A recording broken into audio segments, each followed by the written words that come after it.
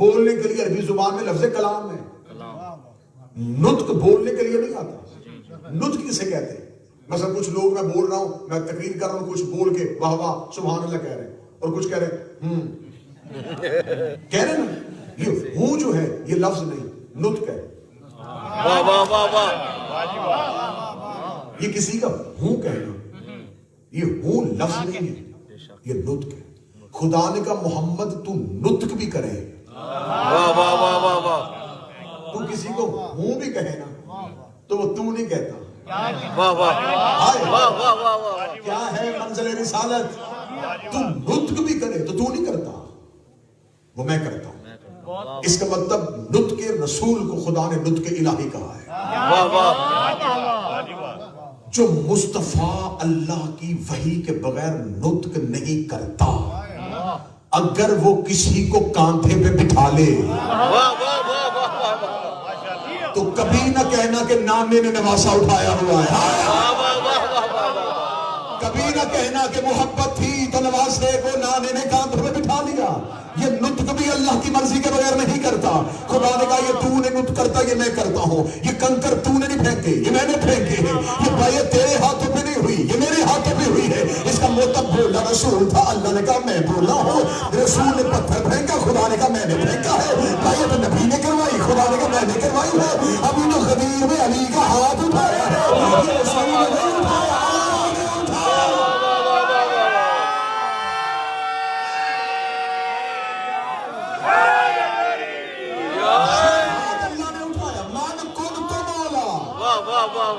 جس جس کا میں مولا، یہ جس کا میں مولا رسول نہیں کہہ رہے۔ واہ واہ واہ واہ، میں قرآن کی آیت پیش کر سکا حضور، کوئی روایت نہیں ہے کہ کوئی سند کا انکار کرے، کوئی حدیث نہیں ہے کوئی ذوق کہہ کے ٹھکرا دے، آیت ہے قرآن کی۔ نطق بھی اللہ کی مرضی کے بغیر نہیں کرتا۔ جو نطق بھی نہیں کرتا اس نے کہا ہے من کنت مولا، اس کا مطلب اس نے نہیں کہا، اس نے کہا ہے۔ اب یہ جو کہا گیا ہے یہ کیا ہے؟ جس کا میں مولا، اس کا مطلب یہ پروردگار کہہ رہا ہے جس کا میں مولا، اس کا علی مولا۔ جس نے علی ولی اللہ کا انکار کیا اس نے لا الہ الا اللہ کا انکار کیا۔ حیدر حیدر حیدر حیدر حیدر، علی ولی اللہ، علی ولی اللہ، علی ولی اللہ، شرط ہے کہ اللہ کو پہچانا جائے۔ واہ واہ، ماشاءاللہ، کیا بات ہے۔ معرفت کا حکم ہے، معرفت پہچانو، اللہ کو پہچانو۔ تو پہچاننے کے کیسے؟ ان سے پہچانے۔ بے شک، اس لیے خدا چاہتا ہے کہ میری عبادت ہو، اور عبادت اس لیے ہو کہ جب میں کہوں گا نا عبادت کرو، عبادت کس کی کرنی ہے؟ اللہ کی کرنی ہے۔ تو اللہ تو نظر نہیں آیا، ہمیں کیا پتا کہ وہ کیسی عبادت چاہتا ہے؟ کیا کہنے، بہت خوب۔ آپ کہیں گے جی اس نے قرآن میں حکم دے دیا تو گائے بسم اللہ سے لے کے سینے والناس تک قرآن لے آؤ، بتاؤ کہاں لکھا ہے کہ فجر کی رکعتیں 2 پڑھنی ہیں؟ واہ واہ واہ واہ، کہاں لکھا ہے کہ ظہر کی رکعتیں 4 ہیں؟ کوئی آیت ایک ثابت کرو جس میں لکھا ہو کہ پہلی رکعت میں الحمد پڑھو۔ کس آیت میں لکھا ہے کہ رکوع میں سبحان ربی العظیم کہنا؟ کیا کہنے، بہت خوب۔ کس آیت میں لکھا ہے کہ سجدے میں سبحان ربی العظیم؟ واہ واہ، کہاں لکھا ہے کہ ایک رکعت کے سجدے 2 کرنے ہیں؟ یہ تو کہیں نہیں لکھا۔ تو پھر اگر کہیں قرآن میں نہیں لکھا تم نے پڑھی کیوں؟ واہ واہ، اب جس مسلمان سے پوچھو گے وہ کہے گا ہم نے تو اس لیے پڑھی کہ نبی ایسے پڑھتے تھے۔ کیا کہنے، کیا کہنے۔ اس کا مطلب جو بات میں سمجھا رہا تھا وہ سمجھ میں آ گئی کہ تم نے اللہ کی ذات سے نہیں پہچانا، 14 کی بات سے پہچانا۔ خدا نے کہا میری عبادت کرو تو عبادت کرنے کا حکم دیا، اقیموا الصلاۃ، صلاۃ قائم کرو۔ جہاں اس نے حکم دیا تھا آگے تھوڑی سی شرح لکھ دیتا، اگر شرح لکھ لیتا تو وہ بندہ سچا ہو جاتا جس نے کہا تھا کہ قرآن کافی ہے۔ اگر وہ خدا پورا لکھ دیتا کہ روزہ اس وقت رکھو، اس وقت افطار کرو، زکوٰۃ اتنی دو، کعبے کے 7 چکر لگاؤ، تو پھر وہ بندہ ٹھیک ہو جاتا۔ جس نے کہا تھا قرآن کافی. کیا کہنے خدا نے کہا صرف قرآن کافی نہیں. اگر صرف کتاب کافی ہوتی تو سکول اور کالجز میں صرف کتابیں ہوتی, ٹیچر نہ ہوتے. یہ کوئی ادارہ ہی ہے نا جہاں مجلس ہو رہی ہے, وہ سکول ہے, کوئی تعلیمی ادارہ. تو یہاں صرف کتابیں نہیں, یہاں ٹیچر ہے. عدالتوں میں صرف قانون کی کتابیں پڑھی ہوتی, جو جرم کیا آؤ کتاب کھولو اپنی سزا دیکھو. قانون تب تک نہیں ہوتا جب تک کوئی عمل کروانے والا نہ بیٹھا. کتاب تب تک نہیں پڑھائی جاتی جب تک کوئی پڑھانے والا نہ ہو. تو خدا نے محتاج کر دیا عبادت کو بھی نبی کی معرفت کے ساتھ. کیا کہنے تمہیں بہت شوق ہے سیدھی اللہ کی عبادت کرنے کا, تو بغیر رسول کے کر کے دکھاؤ. آپ کہیں کہ کسی نے کوشش نہیں کی, میں کوشش کرنے والے بندے بتا دیتا. نبی کی زندگی میں کوشش ہوئی تھی, لوگوں نے ایک ٹرائی کی تھی نبی کی زندگی میں کہ کرنی تو اللہ کی عبادت ہی ہے نا, تو اللہ کی عبادت کریں گے تو اللہ ہی راضی کرنا ہے نا, تو ہم عبداللہ کے بیٹے کے پاس جا کے کیوں پوچھیں, ہم اپنی مسجد بنا لیتے ہیں. وہاں ویسے بھی جائیں تو جس غلام کو ہم اپنی اونٹنی کے قریب کھڑے نہیں ہونے دیتے وہ ہمارے ساتھ جماعت میں پہلو میں کھڑا ہو جاتا ہے, تو ہم ایسے کرتے ہیں, ہم اپنی علیحدہ مسجد بنا لیتے ہیں. علیحدہ مسجد بنائی مدینے کے امیروں نے. شروع سے اپنی امیری کے تکبر میں علیحدہ عبادت خانے بنانا منافقین کی عادت ہے. میرا خیال ہے کہ بات وہاں پہنچانی تھی. انہوں نے کہا کہ ہم کیوں جائیں جی وہاں جائیں, ہم کیوں اتنے رش میں جا کے نماز پڑھیں, ہم علیحدہ پڑھ لیتے ہیں. ہمیں تو اللہ کی پڑھنی ہے نا, تو ذاتی ادارہ بنا لیتے ہیں, اپنا چھوٹا سا علیحدہ سینٹر بنا لیتے ہیں. ہمیں کیا ضرورت ہے ملنگوں کے ساتھ بیٹھ کے مجلس سننے کی, ہمیں کیا ضرورت ہے ماتمیوں کے ساتھ بیٹھ کے مجلس سننے کی, ہم کوئی علیحدہ بنا لیتے ہیں. یہ واقفیت جو ہے یہ نبی کے دور میں ہو گئی تھی, رسول کے دور میں انہوں نے کہا تھا, انہوں نے کہا کرنی تو عبادت ہی ہے نا, تو ذرا امیری کے ساتھ کریں گے, ذرا نخرے کے ساتھ کریں گے, ذرا تکبر کے ساتھ کریں گے, سجدہ ہی کرنا ہے نا. تو غلام بھی ہمیں زمین پہ سجدہ کرتے ہوئے دیکھتے ہیں تو ہماری توہین ہوتی, دروازہ بند کر کے اللہ ہی کو سجدہ کرنا ہے نا. تو اس کا مطلب دین میں آسانیاں پیدا کرنا منافقوں کی پرانی عادت ہے. آج بھی بندے کہتے کرنا تو ماتم ہی ہے نا, تو ایک ہاتھ سے چھپ کے کر لیتے ہیں. ہمیں کیا ضرورت ہے مدن سے حسین پہ جانے کی, انہوں نے بغیر محمد کے راتوں رات مسجد بنائی تھی. قرآن یہاں ممبر پہ لے کے آؤ, اللہ نے قرآن میں اس مسجد کو مسجد زرار کہا. تکلیف دینے والی مسجد, ہر مسجد سکون دینے والی نہیں ہوتی, کچھ مسجدیں تکلیف بھی دیتی ہے. صبح کو اللہ نے جبریل کو بھیج دیا, جبریل نے آگے کہ خدا کہتا ہے اس مسجد کو گرا بھی جلا بھی, گرا بھی جلا بھی, گرا بھی جلا بھی. آواز رسول آئی, میرے اللہ مجھے نہیں مانتے تجھے تو مانتے ہیں, میں نے بھی تجھے ہی منوانا تھا, چل تجھے تو سجدے کرتے ہیں. جبریل کا خدا کہتا ہے میں لعنت کرتا ہوں اس عبادت پہ جس میں میں ہوں اور تو نہ.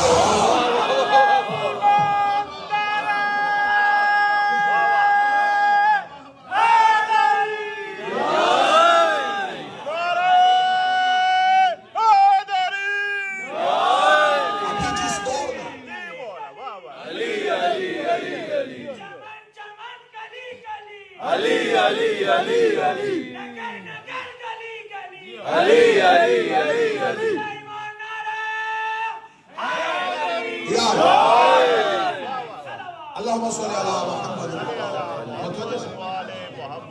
اور جس دور میں یہ مسجد بنی ہے ابھی غدیر نہیں آیا, ابھی لا الہ الا اللہ مکے میں کہا تھا, مدینے میں محمد رسول اللہ منوا رہا ہے. محمد رسول اللہ کہا ہی ہے تو لا الہ کہنے والوں کو محمد رسول اللہ اچھا نہیں لگا.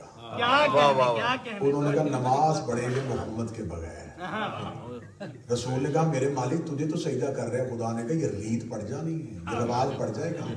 آج انہوں نے تمہیں نکالا ہے. اگر میں نے ان کی مرضی دین میں شامل کر لی تو کل کو یہ تیرا ہر منوایا ہوا نکال دیں گے. یہ کہہ کے کہ ہم اپنی مرضی سے نماز پڑھیں گے. صبح کو رسول کو حکم ہوا کہ مسجد گرا دے کیونکہ اس میں تو نہیں ہے.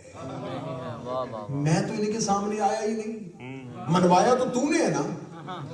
تو جب تو نے منوایا ہے تو اب میں تیرے بغیر اپنا آپ کیوں منواؤں. چلے بات کو اور 2 + 2 4 کر دیتے. اتنی آسان مثال دوں گا کہ بچے بھی سمجھ. وہ خدا علی کل شیء قدیر ہے. سامنے بے شک وہ خدا مالک ہے, سب کچھ کر سکتا ہے. وہ چاہتا سیدھا ہمارے دلوں پہ قرآن نازل کر دیتے. اس کے لیے کوئی مشکل نہیں. وہ ہمیں فطرت میں ہدایت رکھے.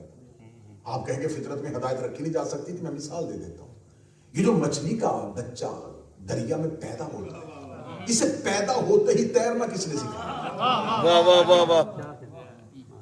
ایسا تو کہیں نہیں پڑا کہ مچھلی کا بچہ پیدا ہو وہ پہلے ٹریننگ لے کے آئے کہیں سے اور پھر وہ تیرنا شروع کرے. وہ آیا ہے دنیا میں اور تیرنا شروع کرے. اس کی فطرت میں علم تھا تیرنے کا. پرندے کا بچہ انڈے سے نکلا ہے اور اس کے پر آئے اور اس نے اڑنا شروع کر دیا.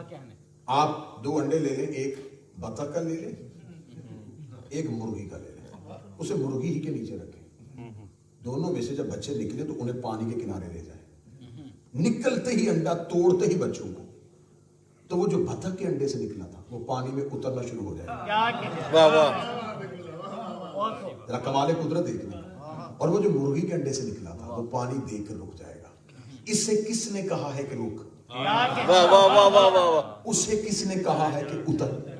اس کی فطرت میں تیرنا ہے, اس کی فطرت میں نہیں ہے. تو جو اتنا کمال خالق فطرت ہے وہ ہماری فطرت میں ہدایت کرتا ہے. واہ واہ واہ واہ. ہمارے سامنے جھوٹ اور سچ آتا تو ہمیں فوراً اللہ کی اس فطرت کے علم سے پتہ چل جاتا یہ سچ ہے, یہ جھوٹ ہے, یہ کرنا ہے, یہ نہیں کرنا. اچھا اس نے 2 کانٹے پہ بٹھائے ہیں, روکنے کے لیے نہیں, لکھنے کے لیے. واہ واہ واہ واہ. تو جب اس نے 2 کرامن کاتبین بٹھانے ہی تھے تو انہی کی ڈیوٹی لگا دیتا کہ جب یہ گناہ کرنے لگے تو فوراً روک دے, رک جا. اس نے ایسا کچھ نہیں کیا.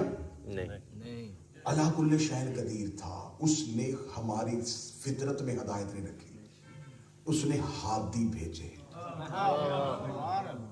اب میں بالکل 2 + 2 4 کے ساتھ لفظ دینے لگا ہوں. جو سب کچھ کر سکتا تھا, جب وہ ان کے بغیر ہم تک نہیں آیا تو ہماری عبادت ان کے بغیر قبول کیسے کرے؟ واہ واہ واہ واہ واہ واہ واہ.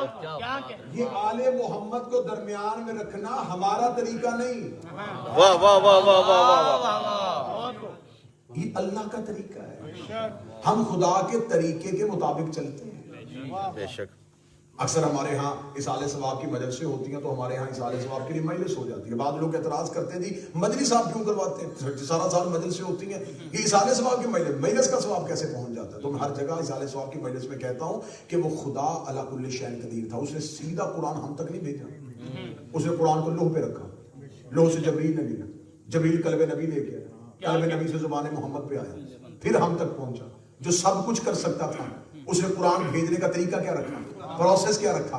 پہلے لوح پہ, لوح بھی محفوظ, جس فرشتے نے اٹھایا فرشتہ بھی محفوظ, جس دل پہ آیا وہ دل بھی معصوم, جس زبان پہ آیا وہ زبان بھی معصوم. اتنے معصوم وسیلوں سے قرآن گزار کے, اتنے معصوم وسیلوں سے قرآن گزار کے ہم تک پہنچا کے ہمیں عقل دی ہے. کل کو اسی قرآن کو اپنے مرنے والے کو بھیجنا ہو, سیدھا بھیجنے کی غلطی نہ کرنا, کسی معصوم وسیلے سے بھیجنا.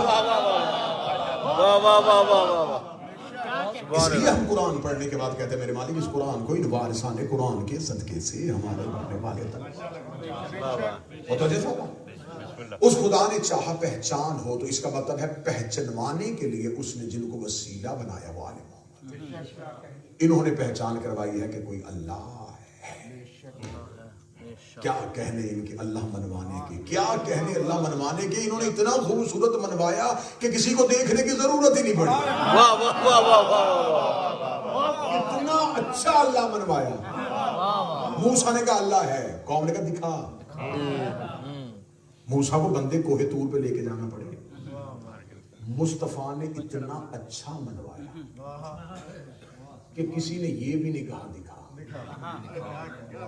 علی نے اتنا اچھا منوایا, واہ واہ واہ واہ. کسی نے نہیں کہا کہ دکھا. اور میں پوری ذمہ داری سے بات کرتا ہوں, لوگ بالکل مولا امیر المومنین کا فرمان ہے کہ آنکھ اور کان کے درمیان 4 انگلیوں کا فاصلہ حق اور باطل کا فاصلہ ہے. فضائل علی پڑھنے والوں کو کہہ دیا جاتا ہے یہ نصیری ہے. آپ سر نہ ہلائیں, میں بالکل ٹھیک کہہ رہا ہوں. جس کو کہا جاتا ہے وہ کہہ رہا ہے تو پھر آپ یہ نصیری ہے جی, حضرت علی کو اللہ کہتا ہے. ہمارا دماغ خراب ہے. اگر ہم کہیں گے علی اللہ ہے تو اس کا مطلب ہم نے علی کو سمجھ لیا. واہ واہ واہ واہ اس کا مطلب ہم نے علی کو پہچان لیا. تو پھر نبی کی حدیث کہا جائے گی علی تجھے میرے اور اللہ کے سوا کوئی نہیں پہچانتا. واہ جی واہ. بھائی علی کو اگر کسی کو اللہ کہنے کا شوق ہے تو اس نے پہلے علی کو ماننا ہے. تو ماننے کے لیے جاننا ضروری ہوتا ہے. جب وہ علی کو ماننا چاہے گا تو جانے گا. جب وہ جانے گا تو وہ نہج البلاغہ پڑھے گا. جب وہ نہج البلاغہ پڑھے گا پھر وہ علی کو اللہ نہیں کہے گا, کیونکہ علی نہج البلاغہ میں توحید پہ گفتگو کر رہا ہے. واہ واہ واہ واہ. علی نہج البلاغہ میں توحید پہ خطبے دے رہے ہیں. پوری ذمہ داری کے ساتھ اپنی قوم کے سامنے ببانگ توحید کہنے لگا ہوں. کسی نبی نے توحید پہ خطبے نہیں دیے. آدم نے توحید کی معرفت کروائی ہے, خطبہ نہیں دیا. نوح نے توحید پہ خطبہ نہیں دیا. ابراہیم نے توحید پہ خطبہ نہیں دیا. اسماعیل نے توحید پہ خطبہ نہیں دیا. موسیٰ کلیم اللہ تھا, توحید پہ خطبہ نہیں دیا. عیسیٰ بغیر باپ کے تھا, بطول زادہ تھا, توحید پہ خطبہ نہیں دیا. مجھے مولا حسین کی عزت کی قسم خود مرسل اعظم رسول نے بھی توحید پہ خطبے نہیں دیے. صرف توحید پہ خطبے دیے تو امیر المومنین. اب جو خاموش بیٹھے ہیں وہ کہیں اسی بردہ حیرت میں نہ ڈوب جانا کہ شاید ان کا کہنے کا مقصد یہ ہے کہ انبیاء کے پاس معرفت توحید نہیں تھی اور علی کے پاس تھی, انہوں نے توحید انبیاء کر دی. میں جملہ کھولنے لگا ہوں. آدم پہ کسی کو شک نہیں تھا اللہ ہونے کا. واہ واہ واہ. وہی سنتا ہے جاگ رہا ہو, اس کا ذہن جاگ رہا ہو, جملے کے ساتھ چل رہا ہو. موسیٰ کو کسی نے خدا نہیں کہا, ابراہیم کو کسی نے خدا نہیں کہا. پہلی بار اگر زمین پہ خدا کہا گیا تو علی کو کہا گیا. جس کو خدا کہا جا رہا تھا وہی منبر میں بیٹھ کے خدا پڑھ رہا تھا. اتنا خدا پڑھا, اتنا خدا پڑھا, اتنا خدا پڑھا کہ لوگ مان گئے کہ یہ اور ہے. واہ واہ. سورج پلٹایا, لوگوں نے کہا یہ کام تو اللہ کرتا ہے. ابھی اللہ کہنے کا سوچ رہے تھے, جب علی کے پاس گئے تو وہ خود نماز پڑھ رہے. ہائے ہائے ہائے ہائے. سورج پلٹایا, پلٹا کے نماز شروع کر دی. پلٹتا ہوا سورج دیکھ کے صرف سورج نہیں پلٹا, کچھ عقلیں پلٹنے لگی. یہ کیا ہو گیا, یہ تو اللہ کرتا ہے. بھاگے علی کی طرف اور وہ مصلی عبادت میں سر سجدے میں رکھے. انہوں نے کہا اگر یہ اللہ ہے تو پھر جس کی عبادت کر رہا ہے وہ کون؟ واہ واہ واہ واہ. معرفت توحید نہیں ہوگی اگر علی کو بے شک. توحید پرستوں سے مخاطب ہوں. علی کے بغیر اللہ سمجھنے کی کوشش نہ کرنا. عقلیں زخمی ہو جاتی ہیں, دانتوں کو پسینے آ جاتے ہیں. علی کے بغیر توحید نہ سمجھنا. میں پڑھے لکھے معاشرے میں بیٹھا ہوں, مہذب معاشرے میں بیٹھا ہوں. آج مسلمان کو تو آپ کہہ دیتے کہ اللہ ہے. آپ ایک غیر مسلم کنٹری میں ہیں.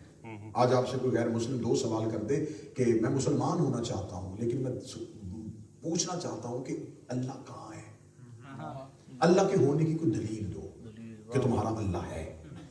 وہ تو دکھا بھی دیتے ہیں نا کہ ہم جس کو مانا وہ یہ ہے, تمہارا اللہ کہاں ہے. اب تم کیا کہو گے, تم آیت پڑھو گے, وہ کہے گا میں قرآن نہیں مانتا. تم رسول کی بات پڑھو گے, وہ کہے گا معذرت میں رسول کو نہیں مانتا. آپ کہیں گے پھر کیسے منوائیں, وہ کہے گا لاجک سے, دلیل دے, عقل قبول کرے. اور دلیل ہر مذہب میں قابل قبول ہے. علم کی ہاں خوبصورتی یہ ہے کہ یہ نہ ماننے والے کی گردن بھی جھکا دیتا ہے. وہ کہے گا دلیل دے, تو اب دلیل آپ کیا دیں گے؟ میں وہ دلیلیں بتا دیتا ہوں. وہ دلیلیں میری سنی ہوئی ہے. کیا کہنا آپ دلیل دیں گے, آپ کہیں گے دیکھو یہ سورج نکلتا ہے نا, اسے کوئی نہ کوئی روزانہ نکالتا ہے نا, تو یہ جو چاند ہے اسے بھی کوئی روشن کرتا ہے. یہ جو ہوائیں چل رہی ہیں انہیں کوئی چلاتا ہے. یہ جو پانی چل رہا ہے نا روانی کے ساتھ, اسے کوئی چلا رہا ہے. یہ جو انسان پیدا ہوتا ہے اس کا کوئی خالق ہے. جو مرتا ہے نا اسے کوئی مارتا ہے. تو یہ سارے کام ہمارا اللہ کرتا ہے. تو میں اس توحید پرست سے ہاتھ باندھ کے کہنے لگا ہوں جتنی نشانیوں سے آپ نے اللہ منوانے کی اس غیر مسلم ہندو کو کوشش کی ان میں سے کوئی کام بھی اللہ خود نہیں کرتا. ہوائیں فرشتے چلاتے ہیں, کیا کہنا, بے شک بارش فرشتہ برساتا ہے, جبریل وحی لے کے آتا ہے, میکائیل رزق بانٹتا ہے, کیا کہنا, اسرائیل روح قبض کرتا ہے, سورج کی زنجیریں فرشتوں کے ہاتھ میں ہیں, ہواؤں پہ فرشتے معین ہیں, اور جو فرشتے یہ کام کر رہے ہیں وہ علی کے دروازے پہ کبھی درزی بن کے, کبھی بھکاری بن کے, کبھی فقیر بن کے. تو جو پورا نظام چلا رہا تھا جب فرشتے اس کے دروازے پہ جھکتے ہوئے دیکھتے ہیں تو وہ علی خود سجدے پہ جھک رہا ہے. سبحان اللہ. ہمیں توحید کا نشان پتا چلا ہے علی کی پیشانی کے سجدے کے نشان سے. کیا کہنا, علی کا جھکتا ہوا سر ہمیں بتا رہا ہے کہ اللہ دن میں 5 دفعہ مولوی مسجد کا لاؤڈ سپیکر آن کر کہتا اللہ اکبر. ترجمہ کیا ہے اس کا؟ ٹھیک کہہ رہے ہیں آپ, اللہ سب سے بڑا, یہ ترجمہ ہوتا ہے جی, میں بالکل ٹھیک کہہ رہا ہوں. اللہ سب سے بڑا. سب سے بڑا ہے. یہ سب کون ہے؟ واہ واہ واہ واہ, لیکن سب سے بڑا ہے. ہم ہی پہ اعتراض تھا نا کہ اللہ نہیں پڑھتے تو پڑھ رہا ہوں. اللہ پڑھنے والوں سے کبھی اللہ سنو, کیونکہ ہم نے اللہ اللہ کرنے والوں سے کبھی علی ولی اللہ نہیں سنا. ہم پڑھ دیتے ہیں.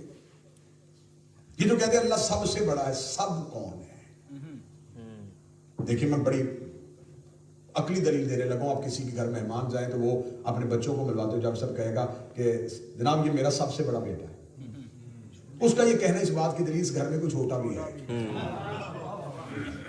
اگر کوئی چھوٹا نہ ہوتا وہ یہ نہ کہتا سب سے بڑا ہے, وہ صرف یہ کہتا کہ یہ میرا بڑا بیٹا ہے. تو پھر آپ فوراً پوچھ رہے تھے جی ایک ہی بیٹا ہے, لیکن جب اس نے کہا دیا نا سب سے بڑا ہے تو اس کا مطلب کوئی اور بھی ہے. اب آپ نے کہا ہے کہ اللہ سب سے بڑا ہے, اب مکرنا نہیں, آپ کسی دوسری گلی میں نے جانے نہیں دینا, واپس پلٹیے, مجھے بتائیے آپ نے کن سب کو دیکھ کے کہا ہے کہ ان سب سے بڑا ہے؟ واہ واہ واہ واہ واہ واہ. کیا کہیں گے آپ؟ آپ کے پاس سب سے زیادہ بڑے ہونے کی مثال کیا؟ پہاڑ. آپ کے پاس سب سے بڑی وسعت والی جگہ کون سی؟ زمین. آپ جسے سب سے زیادہ ناقابل حد تصور کرتے ہیں وہ آسمان ہے. تو آسمان اور زمین اور پہاڑوں کی تمثیل بھی اللہ سے دینا توہین ہے. بالکل یہ کہنا کہ اللہ پہاڑوں سے بڑا, اللہ سمندروں سے بڑا, بالکل ایسے ہی ہے جیسے میں کہوں کہ یہ آپ کا حال میری انگوٹھی سے بڑا ہے. کیا کہنے. اگر میں یہ کہوں تو کوئی اس مثال کو قابل عقل تصور کرے گا کہ کہاں حال کہاں انگوٹھی؟ کم از کم مثال تو وہ دینا جو تھوڑی بہت ملے.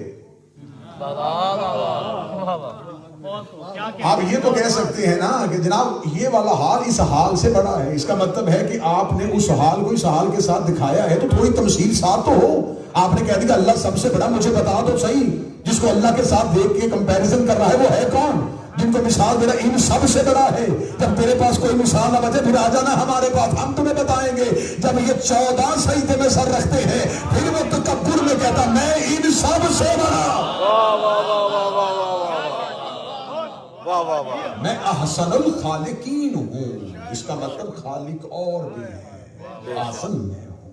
میں خیر الرازقین ہوں, رازق اور بھی ہے. واہ واہ واہ واہ واہ. میں ان سب میں سے خیر. ایک خلیفہ کے دربار میں ایک مسئلہ آ گیا تھا, اس نے آگے پوچھا تھا, اس نے کہا جی اللہ علی کل شیء قدیر, اور فوراً کہا جی ہے. جیسے میں نے ابھی کہا کہ اللہ علی کل شیء قدیر ہے تو ہر مسلمان کا عقیدہ سب نے کہا ہے. اس نے کہا جی بالکل ہے. اب اس کا ذرا سوال سنیے. اس نے کہا اللہ جو چاہے کر سکتا ہے. ظفر بھائی سوال سنیے گا, بالکل آپ کے پسند کا سوال ہے. اللہ سب کچھ کر سکتا ہے. اس نے کہا سب کچھ کر سکتا ہے. اس نے کہا کیا وہ اللہ کوئی اور اللہ بھی بنا سکتا ہے؟ ٹھیک ہے نا, کیا وہ اللہ کوئی اور اللہ بنا سکتا ہے؟ اب اگر وہ کہے نہیں بنا سکتا تو وہ کہے گا ابھی تو آپ نے کہا تھا جو چاہے کر سکتا ہے. واہ واہ. اور اگر آپ کہیں گے بنا سکتا ہے تو اس کا مطلب آپ کے پاس گنجائش ہے کہ کوئی اور اللہ ہو سکتا ہے. اب وہ صاحب چلے گئے بند گلی میں اور وہ پیچھے کھڑا ہے سوال لے کے, اور گلی ہمیشہ اسی کی بند ہوتی ہے جس کے پاس علی والا دروازہ نہ ہو. واہ واہ واہ واہ واہ. جس کے پاس باب علم ہونا اس کا کبھی بھی کوئی گلی بند نہیں ہوتی. اس کا بتائیں یا تو کہیں کہ وہ کچھ نہیں کر سکتا, اگر کر سکتا تو کیا وہ کوئی دوسرا اللہ بنا سکتا؟ خاموش ہو گئے. میں بالکل بے آئینی ہی تاریخ پڑھ رہا ہوں, ہنسانے کے لیے نہیں, لطف دلوانے کے لیے. مجلس شبیر ہے. اس نے کہا کہ بتائیں مجھے سوال کا جواب دے. خلیفہ کو غصہ آیا اور حکم کیا دیا کہ اس کا سر تن سے جدا کرو, کیونکہ اس نے ہمارے مذہب کی توہین کی ہے. جب کوئی جواب نہ ہو تو پھر آگے سے یہی ہوتا ہے. واہ واہ واہ واہ واہ واہ واہ واہ. جب علم جواب دے دے نا تو آخری کارڈ جو بندے کھیلتے ہیں وہ یہی ہوتا ہے کہ اس نے توہین کر دی ہے. اس نے توہین کر دی, ہمارے دربار میں کھڑا ہو کے کہہ رہا ہے کہ تمہارا اللہ کوئی اور اللہ بنا سکتا ہے. گردن کاٹو. جلاد کی تلوار کھچی یا پیچھے سے ایک ضعیف ہاتھ جلاد کی کلائی پہ آیا. جلاد نے پیچھے مڑ کے دیکھا تو سلمان کہہ رہا تھا اسے علی بلا رہا ہے. یہ اس سائل کو علی بلا رہے ہیں. کیا کہنے, اسے کہتے ہیں امام المتقین. گھر میں بیٹھا ہے میرا شہنشاہ اور خبر ہو گئی کہ کہیں کوئی ناحق قتل ہونے لگا. امام عادل تھے. معیار عادل نے تقاضا کیا کہ اس کو تلوار کے نیچے سے کھینچا جائے. فرمایا علی بلا رہے ہیں. وہ وہاں سے جب صاحب تخت کو پتا چل گیا کہ علی نے بلایا ہے تو اب حکم بڑا آ گیا تھا. جب سپریم کورٹ آرڈر دے دے ہائی کورٹ کو واپس لینے پڑ جاتی ہے. جب علی کا حکم آ گیا تھا خاموش ہو گئے. اب سائل سانس پھولا ہوا ہے, رستے میں سلمان سے کہتا جا رہا ہے کیا غلط کیا میں نے, پوچھا ہی تھا نا, گردن تک سے جدا کرنے لگے تھے. سلمان محمدی لے کے امیر المومنین کے دروازے پہ گئے. امیر المومنین دروازے پہ انتظار کر رہے تھے. سائل نے علی کو دیکھا, سوال زبان پہ لانے لگا تھا یا علی نے جواب شروع کر دیا. جو ہی جواب شروع کیا علی کے قدموں پہ ہاتھ رکھا, میں نے تو پوچھا نہیں. فرمایا ہم سوالات کے محتاج نہیں ہوتے. ہم سے پوچھنے کی ضرورت نہیں. تیرا سوال ہے نا کہ کیا وہ اللہ کوئی اور اللہ بنا سکتا ہے, تو علی نے فرمایا ایک نہیں 1000 اللہ بنا سکتا ہے. مولا کی طرف دیکھ رہا, اگر وہ اور کوئی اللہ بنا سکتا ہے تو پھر اللہ اور ہو سکتے ہیں نا. تو علی نے فرمایا یہ تو ماننا کہ وہ جتنے بھی اللہ بنائے گا وہ مخلوق ہوں گے, خالق تو نہیں رہے گا. وہ خالق نہیں ہوں گے, وہ مخلوق ہوں گے کیونکہ انہیں اس نے بنایا. تو ہم یہی تو کہہ رہے ہیں کہ اس کے سوا کوئی بنانے والا نہیں. تو معرفت کروائی کس نے؟ عالم. انہوں نے اللہ پہچنوایا اور اتنا اچھا پہچانا اب دیکھنے کی ضرورت ہی نہیں رہی. لوگوں کی توحید بڑی مضبوط ہے, جھگڑے آگے ہیں. لوگ توحید میں بڑے پکے ہیں, اللہ میں بڑے پکے ہیں نا. تو اللہ پہ بڑے پکے ہیں تو توحید کی دلیل کیا ہے؟ انہوں نے کہا ہے, ہم نے کہا ہے. ہم نے کاپی پیسٹ کیا ہے, ہم نے دیکھا نہیں. انہوں نے کہا ہے, ہم نے کہا ہے.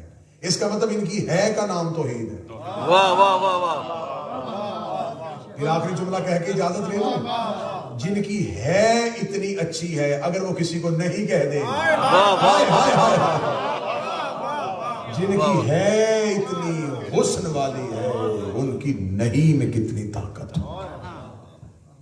انہوں نے اللہ منوایا ہے اور ایسا منوایا ہے کہ اب وہ ان کے بغیر اپنے آپ کو منوانا چاہتا ہی نہیں. وہ کہتا ہے کہ عبادت میری کرو نا تو میں اپنی عبادت میں صرف اپنی عبادت نہیں کروں گا, میری عبادت میں صرف میری گواہی نہیں دینی, ان کی گواہی بھی. میری عبادت پہ ان پہ درود پڑھو.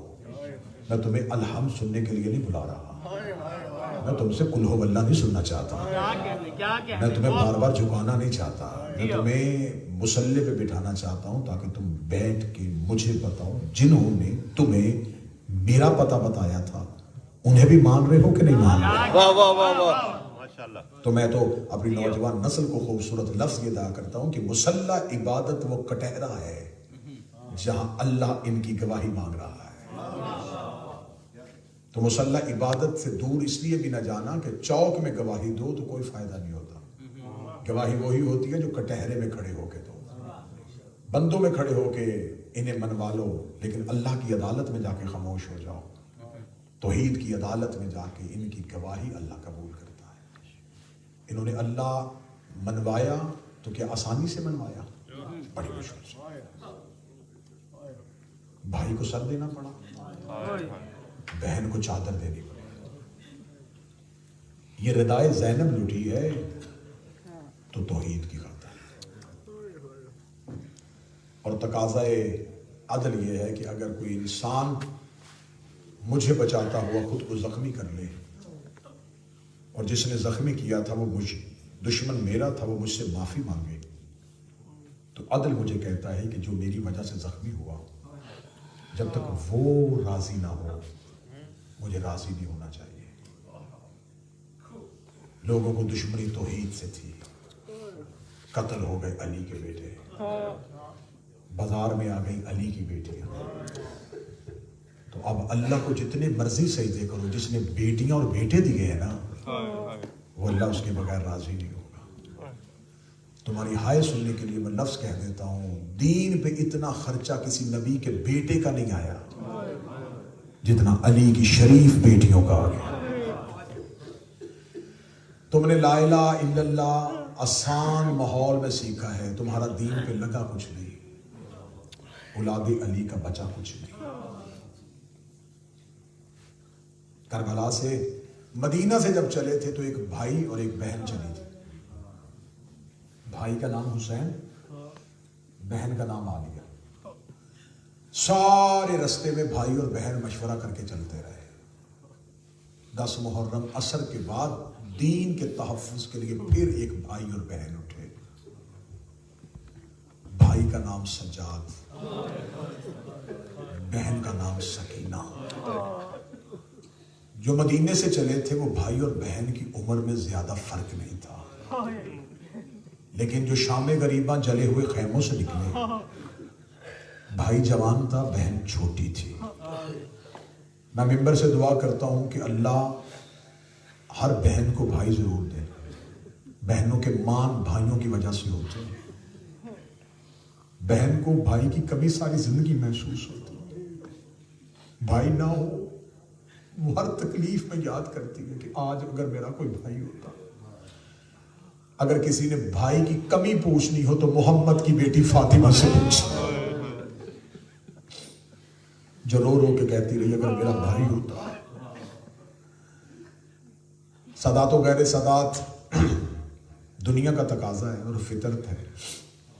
بھائی 8 سال کا ہونا اور بہن بھائی کو ساتھ لے کے بازار جائے، رستے میں رش ہو جائے، بہن گھبرا جائے۔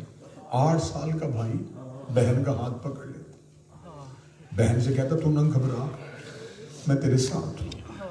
میں نے آج تک چھوٹے بھائی بہنوں کو تسلیاں دیتے دیکھے، کربلا کے بعد شام کے بازار میں ایک اکلوتی بہن تھی جو 4 سال کی عمر میں سجاد کا ہاتھ پکڑ کر رو کہتے تو نہ گھبرا، میں تیرے ساتھ ہوں۔ سید الساجدین رو کے کہتے سکینہ بھائی بہنوں کو تسلیاں دیتے ہیں، تو بہن ہو کے بھائی کو تسلی دے رہی ہے۔ رو کر تجھے تسلیاں اس لیے دے رہی ہوں، اگر میں مر گئی تو تو جنازہ اٹھا لے گا، اگر تو مر گیا بازار میں جنازہ کون اٹھائے گا؟ سجاد نہ گھبرا، میں بہن تیرے ساتھ۔ کتنا ساتھ دیا اس شہزادی نے، میں جملے نہ پڑھ سکتا ہوں، نہ برداشت کر سکتا ہوں۔ رونے کے لیے اور رلانے کے لیے ایک جملہ کہہ دیا۔ اتنا ساتھ دیا ہے حسین کی بیٹی نے کہ ایک عرب کی عالم دین انہوں نے کتاب لکھی ہے، من الفاطمہ الی الفاطمہ، فاطمہ سے فاطمہ تک۔ اس میں انہوں نے 2 فاطمہ بیبیوں کا تذکرہ کیا، ایک رسول کی بیٹی فاطمہ، ایک حسین کی بیٹی فاطمہ۔ انہوں نے کہا اسے بھی باپ نے فاطمہ کہا تھا، اسے بھی باپ نے فاطمہ کہا۔ جس کی بیٹی ہے وہ ہائے ضرور کرے گا، اور اس مصیبت کے صدقے سے اللہ تمہاری بیٹیوں کا نصیب اچھے کرے۔ اس عالم دین نے جو مقدمہ لکھا ہے نا کتاب کا، میں مقدمہ پڑھتا ہوں۔ انہوں نے کہا رسول کی بیٹی بھی فاطمہ، حسین کی بیٹی بھی فاطمہ۔ انہوں نے کہا دونوں کے مقدر بھی ایک جیسے تھے، وہ بھی باپ کے بعد چپ نہیں ہوئی۔ اب میں جملے پڑھتا جاؤں گا، منت تو نہیں حسین میں ہوتی نا، وہ بھی باپ کے بعد چپ نہیں ہوئی۔ یہ بھی باپ کے بعد چپ رہی. اگلے جملے میں دیکھوں گا مجمع میں کہاں کہاں سید بیٹھا ہے. انہوں نے کہا اسے بھی بابے کے بعد کوئی نہیں رونے دیتا تھا, اسے بھی بابے کے بعد کوئی نہیں رونے دیتا تھا. جن کے سینے پہ ماتم کا نشان ہے وہ ماتمی میرے ساتھ چلنا. انہوں نے کہا ایک فرق تھا, وہ 18 سال کی عمر میں ضعیفہ ہوئی تھی, یہ 4 سال کی عمر میں ضعیفہ ہو گئی تھی. انہوں نے اگلا جملہ لکھا, انہوں نے کہا ایک فرق اور تھا, وہ پہلو پہ ہاتھ رکھ کے روتی تھی, یہ کانوں پہ ہاتھ رکھ کے روتی تھی. اگلے جملے پہ مجھے جملے سیدزادے معاف کر دینا. انہوں نے کہا ایک فرق اور تھا, وہ 18 سال کی عمر میں کمر جھکا کے چلتی تھی, یہ 4 سال کی عمر میں رو رو کے کہتی تھی سجاد میں ضعیف ہو گئی. سجاد میری آنکھوں کی بینائی چلی گئی. سجاد اب مجھ سے کمر اٹھا کے چلا نہیں جاتا. میں نے تو چاہا تھا کسی جملے پہ اگر ماتم ہو جائے گا تو مجھے بات کھولنی نہیں پڑے گی. تو میرا خیال ہے کہ ماتمی جملے کا انتظار کر رہا ہے کہ تیرے آنسو کی خاطر میں اگلا جملہ پڑھنے لگا ہوں, ورنہ میں اس سے آگے اگلا جملہ پڑھنا نہیں چاہتا تھا. وہ جو پہلو پہ ہاتھ رکھ کے ساری زندگی گئی ہے نا, اس سے صرف ایک تازیانہ لگا تھا, اور وہ دائیں ہاتھ سے تسبیح نہیں کر سکی تھی. کربلا سے لے کے شام کے بازار میں شمر کے ہاتھ میں لوہے کا تازیانہ تھا. ہر موڑ پہ اتنا مارا, سکینہ رو کے کہتی سجاد میری ہڈیاں زخمی ہو گئی. اجروں کو میرا اللہ, اجروں کو سارے رستے بھائی بہن کو تسلیاں, بہن بھائی کو تسلیاں. بس ایام محرم ختم ہو گئے, یکم سفر تھا. اس دربار میں پیشی تھی جس میں آنے کے لائق نہیں تھا.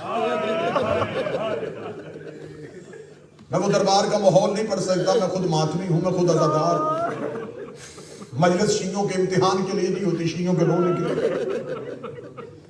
میں ایسا جملہ کیسے پڑھوں کہ جملہ پڑھ دوں تیری آنسو نہ نکلے اور محمد کی بیٹی ناراض ہو جائے. دربار کا ماحول اتنا غلیظ تھا کہ مرد کھڑا نہیں ہو سکتا. میں جتنا چھپا سکوں گا اتنا چھپاؤں گا, تم کوشش کرنا میں تمہارے ڈر سے جملے چھپاؤں گا, مجھے جملے کھول لینا پڑے. دیوار کے ساتھ لگ کے کھڑی تھی قرآن کی آیت.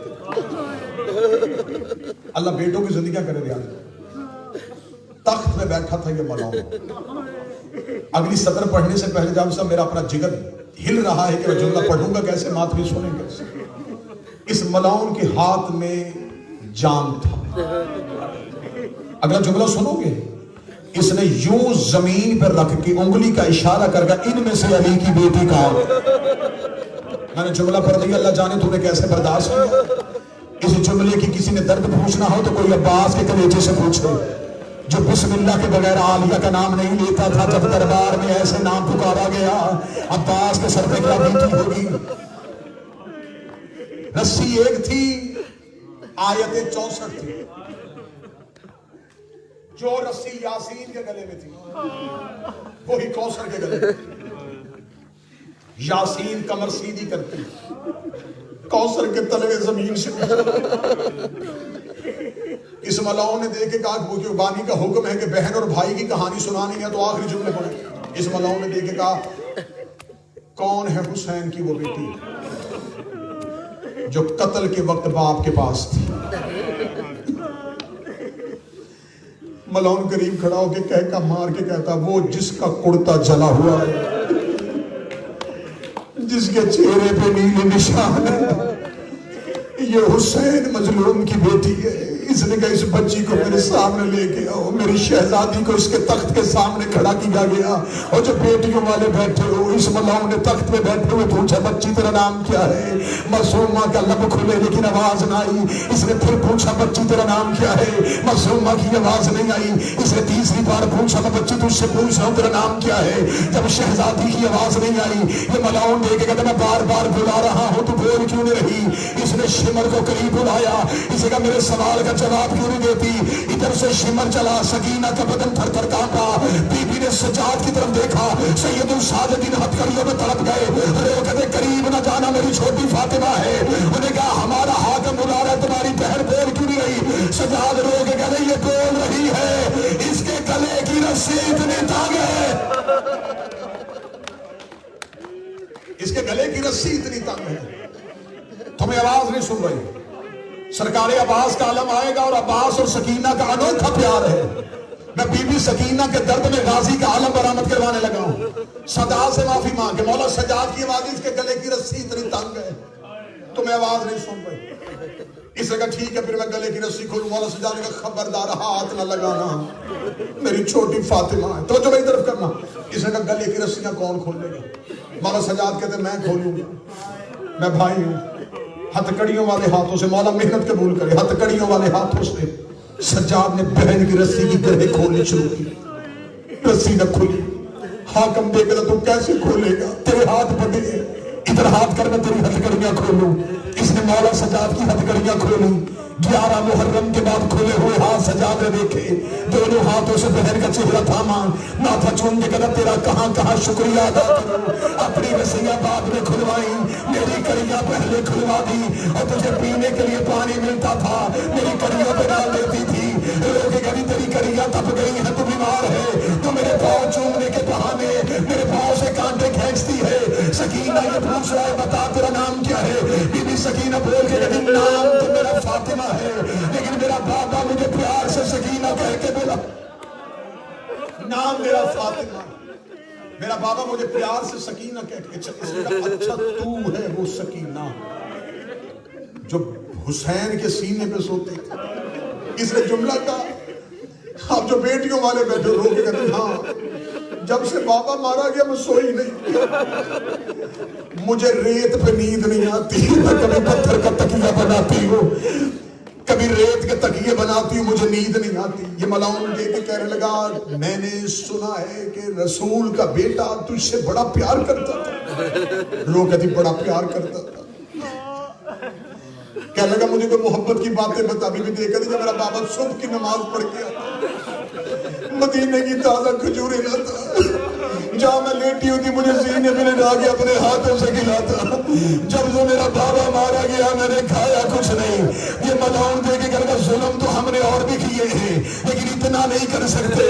اگر تو چاہے تو یہ میرے تخت پہ جو تخت ہے جس کے اوپر سفید رومال ہے, اس کے نیچے وہی مدینے کی تازہ کھجوریں ہیں. مجھے بتا تو مدینے کی کھجوریں پہچان لیتی ہے. بی بی سکینہ نے سجاد کو دیکھا, سجاد کی آنکھوں کا لہو تیز ہوا. سکینہ چھوٹے چھوٹے قدم چلاتی ہوئی اس تشت کے قریب گئی. بی بی نے تائش سے رومال ہٹایا, نیچے کھجورے نے بابے کا کٹا ہوا سر نظر آیا. پہلے 4 قدم پیچھے ہٹی, پھر دوڑ کے آگے گئی. بابے کا سر اپنے ہاتھوں میں لیا, بابے کے چہرے سے جلسے ہٹائی, اپنے ہاتھوں سے لہو صاف کیا. داڑھی چوم کے تو آنکھیں کھول, میں تجھے تماچے کے نشان دکھائے. آنکھیں کھول, تیری سکینہ ضعیف ہے. ماتم حسین.